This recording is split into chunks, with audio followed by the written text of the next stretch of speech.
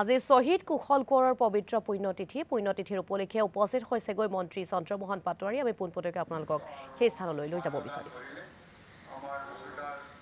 আমাৰ কুশল কোঁৱৰৰ শহীদ কুশল কোঁৱৰৰ বোৱাৰী শ্ৰদ্ধা শ্ৰীমতী যমুনা কুমাৰ ডাঙৰীয়ানী আৰু আজিৰ এই অনুষ্ঠানত কস্তুৰবা গান্ধী আশ্ৰমৰ সন্মানীয় সদস্যসকল আৰু বিভিন্ন ধৰ্মগুৰুসকল আজিৰ এই অনুষ্ঠানত পবিত্ৰ অনুষ্ঠানত উপস্থিত থকা সতীৰ্থ বন্ধু বান্ধৱীসকল, শ্ৰদ্ধা ৰাইজ আই মাতৃসকল আৰু সতীৰ্থ বন্ধু বান্ধৱীসকল আৰু বিভিন্ন আমাৰ ইলেক্ট্ৰনিক আৰু প্ৰিণ্টিং মিডিয়া প্ৰেছৰ বন্ধু বান্ধৱীসকল।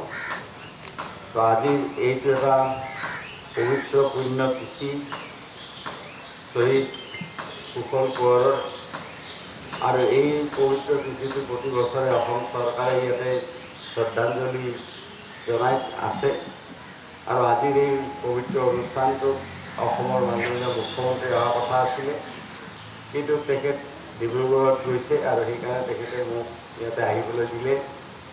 মই ইয়াৰ আগতো আহিছোঁ ইয়াতে, গতিকে সেইকাৰণে আজি প্ৰথমতে এই বীৰ শ্বহীদজনৰ প্ৰতি আমি অসম চৰকাৰৰ হৈ তেখেতৰ শ্ৰীচৰণত প্ৰণাম জনাইছোঁ আৰু শ্ৰদ্ধাঞ্জলি জ্ঞাপন কৰিছোঁ।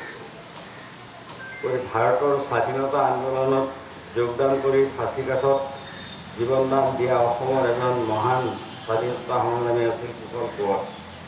1905 চনৰ 21 মাৰ্চত তেখেতে গোলাঘাট জিলাৰ, তেতিয়া শিৱসাগৰ জিলা, আনডিভাইডেড শিৱসাগৰ জিলাৰ তিলাদাৰী মৌজাত চাওদাং চাৰিআলিৰ এটি মধ্যবিত্ত পৰিয়ালত তেখেতে জন্মগ্ৰহণ কৰিছিল।